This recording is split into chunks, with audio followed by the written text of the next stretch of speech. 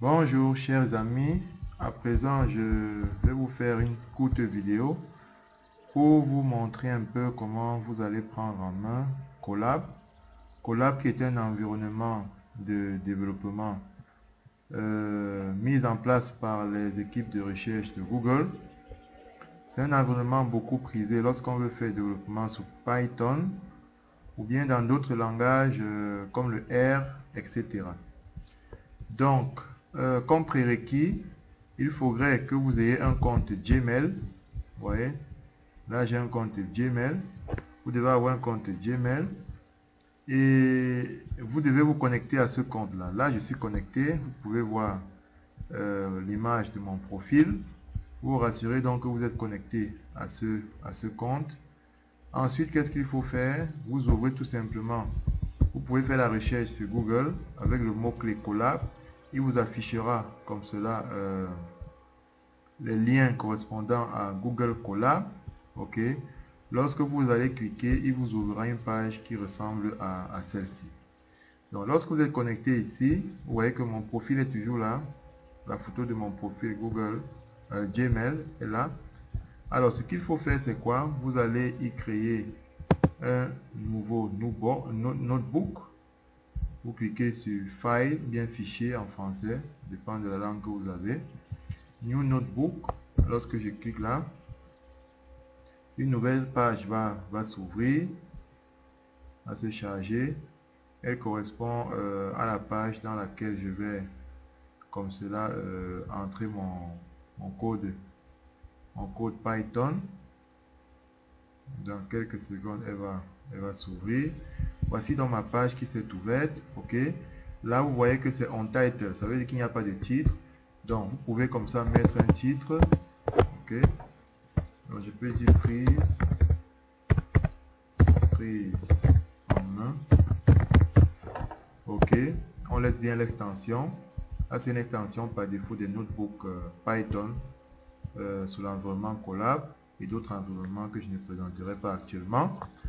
Alors ici donc maintenant, lorsque je renomme, ok, il y a toujours ces menus dans le menu fichier qui nous intéresse pour le moment. Alors qu'est-ce que je vais faire? Par exemple, je vais comme cela, je vais écrire quelques instructions. Ok, je peux dire à x égale x plus 1 je dis à y égale x moins 2. Ok. Et puis qu'est-ce que je fais? Je vais donc afficher. Je vais faire print y par exemple. Ok. Pour afficher le contenu de y. Alors pour pouvoir exécuter ce petit code, je clique tout simplement sur cette petite flèche. Ok. Et là vous verrez qu'elle va tourner. Ok. Elle va tourner, m'afficher le résultat escompté. Dans quelques secondes, on aura le résultat. Et ce qui est vraiment important ici, c'est que là, vous voyez que les sauvegardes se font automatiquement. Ok? Les sauvegardes se font automatiquement. Voilà. Alors ici, ça tombe bien. Pourquoi? Parce que ici, on me signale par exemple que là, il y a une erreur concernant la variable x qui n'a pas été définie au préalable. Ok. Donc qu'est-ce que je peux faire? Tout simplement,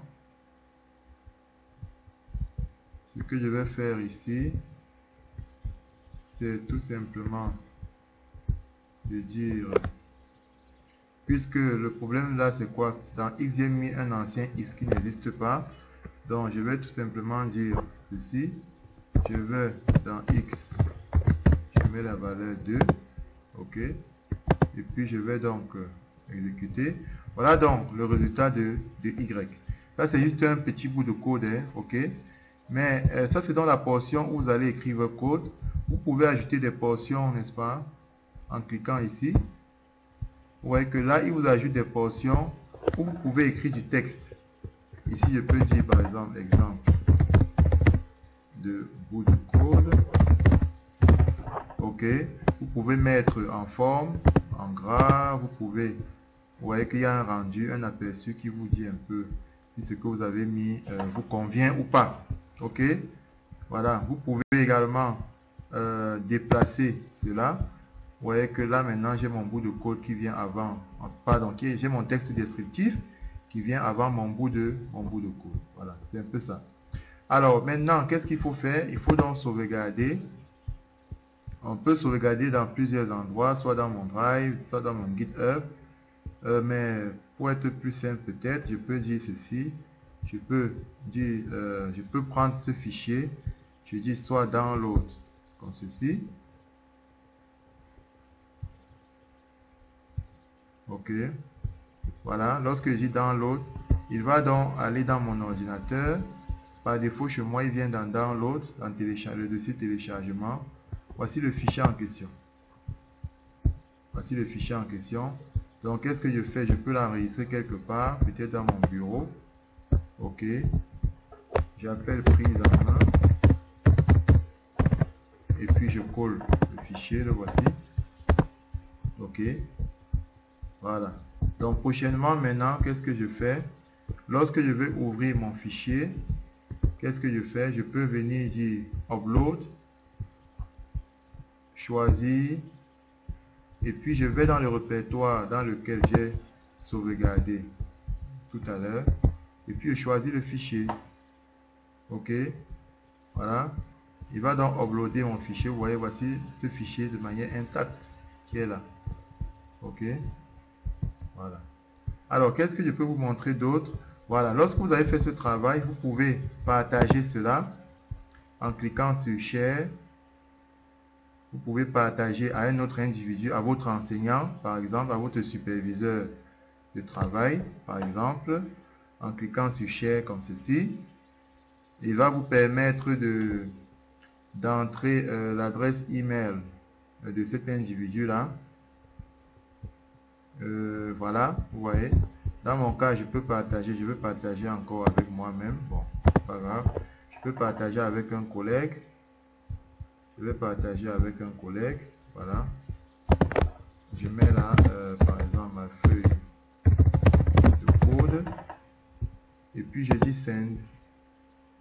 Et là, il est en mode éditeur. Et puis, il peut soit observer votre... Je reviens sur Share pour vous montrer quelque chose d'important. Alors, si je choisis, je l'ai choisi tout à l'heure, vous voyez que là, il est en mode éditeur. Ça veut dire que lui-même, il peut modifier votre code. Ou bien, vous pouvez tout simplement choisir en mode viewer. Ça veut dire qu'il ne peut que consulter. Ok. Vous pouvez également choisir le mode commentaire. C'est-à-dire qu'il ne peut que commenter votre code. Voilà. Ok. C'est vraiment très puissant.